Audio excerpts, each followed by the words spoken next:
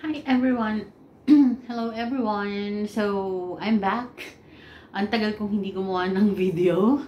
And for today, ang gagawin natin is i-video reaction natin yung ginawang video ni Aspect Bites about celebrating International Women's Month. Na isa tayo dun sa mga nag-participate din sa video. So, ayun. So, papanoorin lang natin siya dito sa phone. I-video recording ko na lang para may dugtong ka dito. So, let's begin. Lahat tayo may pantay-pantay na karapatan. At bilang babae, masaya at nakakataba ng puso na maraming isinabatas, hindi lang dito sa ating bansa, pati na rin sa buong mundo, para lang sa mga kababayan. Thankful lang sa kanila kasi naisulong nila yun. Napakinggan sila ng gobyerno, gano'n. And ngayon, nagbe-benefit ako ngayon na, ayun, nasa isa na nakapag-aral na ako, may mga knowledge ako, marunong ako magbasa, at marami akong natututunan, and nasa isa, nakuha ko din yung job na gusto ko. I believe that I am already lucky as a woman na mabuhay sa panahon ngayon. Kung kailan nabibigyang pansin na yung mga karapatang ipinaglaban or ipinaglalaban ng mga kababaihan.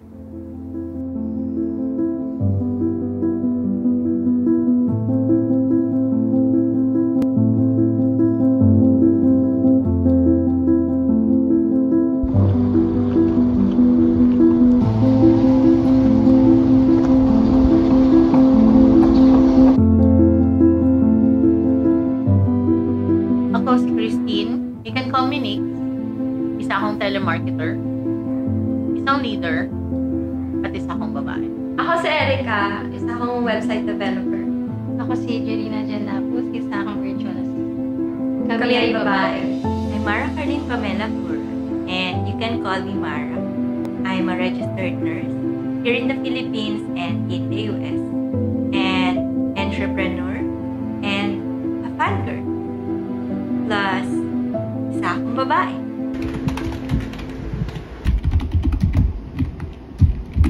Oh, I can see that you're on one of our website recently and you're filling out some forms. I believe that I am already lucky as a woman na mabuhay sa panahon ngayon. Kung kailan nabibigyang pansin na yung mga karapatang ipinaglaban or ipinaglalaban ng mga kababaihan. For more than a decade of working in different industries, thankfully, I never felt na naging disadvantage na isa akong babae. As a matter of fact, nakaka-receive ako ng mga appreciation ng mga na nare-recognize ng mga employer ko yung mga naging hard work ko. Itong current employer ko, sobrang na-appreciate ko na nag-i-effort din sila na ipakita sa akin na they appreciate yung mga hard work ko at saka yung mga contribution na nabibigay ko sa company. From US, they sent me this 2 award. Though I've been in the company for 2 years, my first award is the Telemarketer of the Year, 2022. And last year, ang nakuha kong award is yung Exceptional Shared Values Award. We don't deny, but instead, we recognize na meron talagang mga kababaihan na biktima pa rin ng mga karahasan, discrimination, at nadideprive ng opportunity. At naniniwala ako na dapat din silang mabigyan ng pansin at katarungan. Pag sa solo female traveler ko, pero gusto ko lang pakita sa mga friends ko rin na girls na nakakatakot na mag-isa ka. Parang nakikita tayo as dapat lagi kang may kasama kasi nakasakot lumabas, ganyan. Pero parang gusto ko lang ipakita na kaya nyo rin, at least mapapakita nyo kung paano kayo mag-stand up para sa sarili.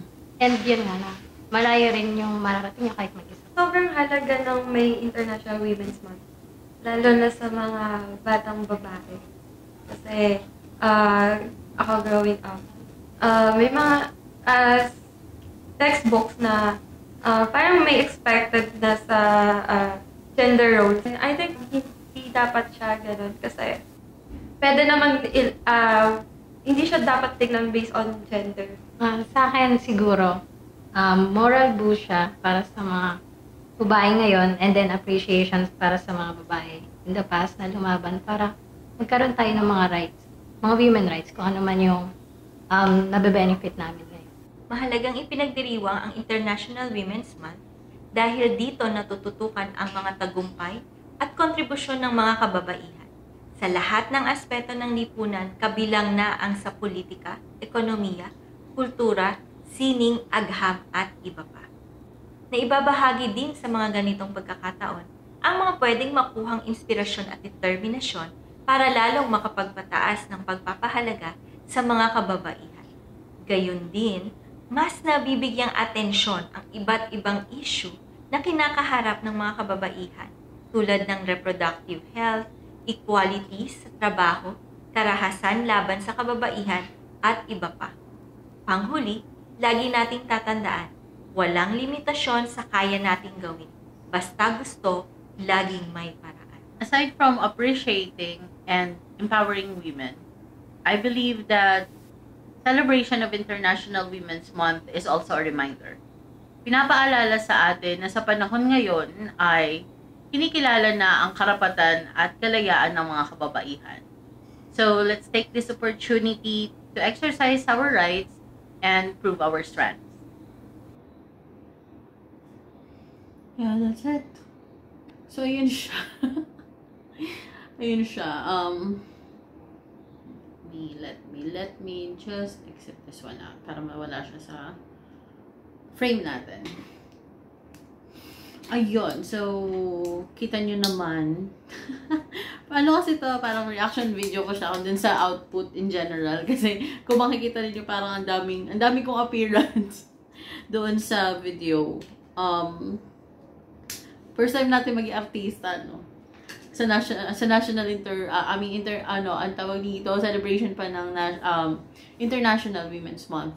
So, nakakatuwa lang kasi, syempre, kahit pa paano ang tawag dito. Kagaya nung sabi ko doon na sa panahon ngayon, napapansin na yung mga bagay, nare-recognize na yung mga nagagawa ng babae, yung mga kalayaan, yung mga karapatan, na pinaglalaban lang noong unang panahon. Sa mga nanood sa inyo nung, ano na nga yung palabas sa GMA, yung si Barbie Fortesa, yung bida, tsaka si Dennis Trillo, yun. Kasi nung mga time na yun, di ba, kitang-kita natin kung gaano kasimple yung, kung ano yung role ng babae sa lipunan.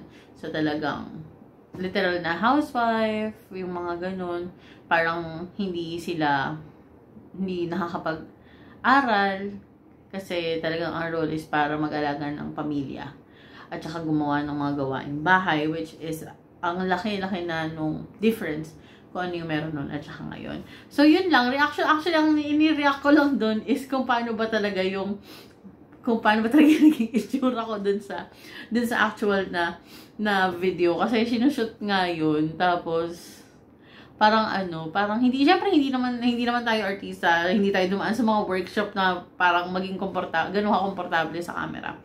So, yun lang. Wala, natatawa lang ako kasi sana mas marami pa in the future ng mga ganitong appearance, no? Hindi natin alam kung ano yung mga nag-aantay sa atin, but yun, it's already an advantage sa ating mga babae na ngayon ay mas nakikita tayo ng lipunan. So, yun lang guys, and thank you so much for watching. Bye-bye. And of course, last and not the least, bago matapos tong buwan na to, I just wanna greet everyone happy, let's all celebrate the International Women's Month. And sa lahat ng babae dyan, laban lang.